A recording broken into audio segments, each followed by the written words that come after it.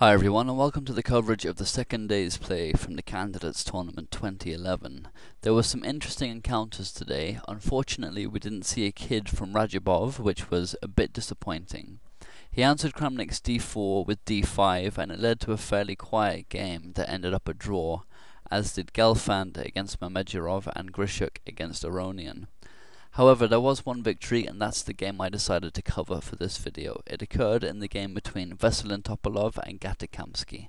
Topalov had white and opened with the flexible knight f3 reti opening, which, in hypermodern style, stops black from playing e5. The intention is usually to follow up with c4 and a kingside fianchetto, as in many lines of the English opening, c4. Kamsky answered knight f6, also keeping his cards to his chest regarding his intended pawn structure. One of the benefits of the reti system is exactly that. Your opponent is unsure of how you will place your central pawns because you move the knight instead. Topalov continued with c4, which transposes to the English opening.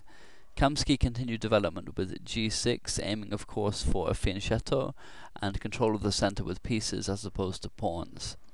Topalov now played knight c3, which takes control of the d5 square and gives many chances for transposition into various other openings, such as the King's Indian defense, but Kamsky was quick to put a stop to that and played d5, immediately challenging Topalov's central grip, who now chose to exchange with c takes d5, which gives himself two central pawns against Kamsky's one, which is a small advantage if used correctly. Kamsky recaptured, of course, with a knight, which gives Topalov a few options and perhaps hopes to provoke the pawn push e4, which, despite coming with tempo, badly weakens the white position. The d-pawn and the d-file, especially d3 and d4, would become very weak then, and of course Topalov didn't opt for this but played instead queen b3, which adds a second attacker to the knight and settles the game into a Grunfeld defense setup. Playing instead knight takes d5, allowing queen takes d5 is fairly pointless as it loses a tempo and the queen isn't developed too early because there's no way for white to attack it. So queen b3 anyway was the move, and now knight b6 from Kamsky, which is a good retreat for the knight and a common move in these types of positions. Playing instead knight takes c3 again simply loses a tempo and gives black a good pawn center and a slight edge after b takes c3, followed up with d4. So knight b6 anyway, and now Topalov played d4, which gains central space and prepares to develop the dark squared bishop with a creative but perhaps not totally sound idea to follow. Kamsky continued with bishop g7, which applies some pressure to the d4 pawn, and Topalov now got his bishop into the fray with bishop f4 with total control of e5 and giving more importance to developing his queen side. This is an unusual move in such positions, so perhaps Topalov was trying to avoid Grunfeld theory, which Kamsky of course knows well. This move prevents the c5 push characteristics of such positions too, so it's a nice prophylactic play from Topalov, attempting to stop Kamsky from equalizing in the usual style with either c5 or e5 here. He was happy instead to develop with tempo and played bishop e6, attacking the queen, which Topalov moved to a3, which is the square recommended by most engines and a move in accordance with general chess principles, i.e. if he moves it to c2 or d1 instead, he has lost time, and if he moves it further along the b file, Kamsky can continue development with tempo with either c6 or knight c6.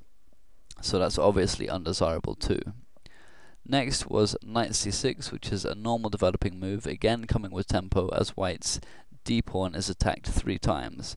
Kamsky could have taken it instead with bishop takes d4, but this would have been a very bad idea as it gives up his dark squared bishop for a knight and would lose more material than it gains after some tactics. For example, bishop takes d4 and simply castling long with e3 coming next, and black loses a piece. So knight c6, and now castling long from Topalov, which was a daring and fairly dangerous continuation, and surprised the GMs watching the game on Chess Bomb. Playing e3 instead was much more solid, but already black will have equalized in that continuation, and nothing will have been gained from the opening. With this continuation, taking on d4 is of course out of the question for black, and he is posed with the prospect of e4 and d5. Kamsky had taken far longer thinking time than Topalov up to this point, indicating that it might be home prep from the latter. Kamsky had to play accurately here, and he found the correct way to proceed, with knight d5, which gives the option of exchanging on c3 in the event of e4, and also attacks the bishop on f4 in the process. And black's now starting to get an edge in the position, and taking on d5 with the knight here only increases that edge and black's overall central control, so Topalov retreated his bishop to g3 instead. And black needs to be wary of white playing e4 here, but Kamsky is playing the position well and has already snatched the initiative from the white side after only 10 moves, which is a great result from the opening and indicates that Topalov has not played accurately. There are a couple of attractive options here already for black. The e6 bishop's pressure on a2 mean that knight takes c3 would force b takes c3 instead of queen takes c3 or to a pawn is falling. But as is often the case, Kamsky prefers to keep the tension in the game and elected instead for bishop h6 check, which is another way to prevent the e4 push from Topalov, and as a result retains his strongly posted pieces, because the best move here is what Topalov played, e3. Already there are some traps in the position. If Topalov had tried instead king b1, hoping for e4 on the next move, now comes bishop f5 check with a big edge. This forces e4, which is going to lose at least a pawn. If instead king a1, knight db4, threatening knight c2 check, winning the queen, gives white serious problems. The only reasonable defense is knight e1, but now bishop c2 wins the exchange. The rook's got no squares. So after bishop f5 check, e4 would be forced, but now simply knight takes c3, queen takes c3, bishop takes e4, and black is a pawn up with no compensation for white. So e3 is the correct move here, which Topalov played. And Kamsky continued with a5 with further queenside initiative threatened, and it's hard not to feel the pressure with the king here on c1 for white. As before, it's unwise for white to take on d5. So after thinking for a while, Topalov elected for h4, starting an assault on the king side, where it's probable that Kamsky will castle. Some analysts have come to the conclusion that this was unwise, king b1 being the safer continuation.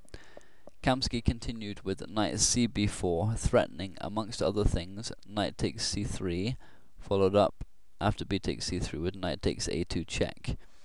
Another advantage of playing a5 is to support this nice knight outpost at b4, which Topalov can't kick with pawns, of course, because his queen is on a3, so he can't move a pawn to a3. And his queen here on a3, it's starting to look like a suboptimal square for the queen. But at the same time, black has to consider knight g5 as well as the h5 push, so it's not all one-way traffic. Topalov pushed immediately with h5, which almost certainly wasn't best. An interesting line given by Robert Houdart, the programmer of Houdini, was hold on now. Instead of h5, was knight g5 attacking the bishop, so bishop g4 attacking the rook and provoking f3, which allows the sharp sacrifice knight takes e3, where after f takes g4 there's knight takes d1, and black will remain the exchange up, but white will have good compensation after queen a4 check, c6, queen takes d1, and now f6, exploiting the pin on this bishop, on the knight, but simply king b1 is good enough, as after f takes g5 there's bishop e5 attacking the rook and pretty much forcing black to castle, or after h takes g5 black has won the exchange, but his initiative is over and it will be white attacking soon. Had Topalov seen this line over the board, I'm sure he would have played it, as it's very much to his attacking taste, and he's famous for his exchange sacrifices.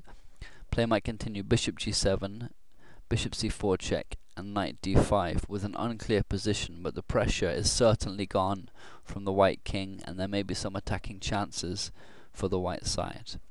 But anyway, back to the game continuation. h5 is what Topalov has just played, and c6 is how Kamsky continued with, as you know, it's a solid move with several ideas in mind. He could have taken on c3 and followed up with knight takes a2 check, but after king b1 he could be in danger of losing his knight later, so it's a bit risky. His move c6 prepares this because queen b6 is enabled at the right moment in those lines. Another possible continuation was the powerful sacrifice knight takes e3, where after f takes e3 comes bishop takes e3 check, and although this looks good after knight d2 and queen takes d4 with 3 pawns for the knight and an attack, white is able to defend successfully after, with best play, h takes g6, f takes g6, and now rook h4 attacking the queen, and c5 is a best square, so black remains with 3 pawns for the knight, but it's not a game-winning attack, and as before, the pressure on the white king is greatly reduced. Best play continues, rook takes b4, queen takes b4, bishop takes c7, castles, and the smoke clears. White has 2 pieces for the rook, but he's 2 pawns down as well, and black has the better position and would be clearly better from this moment forward. Of course, this continuation is very hard to calculate at the board, and Kamsky was correct to maintain the pressure instead of playing the knight sack, which would have been risky given that he could maintain a stable advantage without playing dangerously. Okay, that's the end of part 1.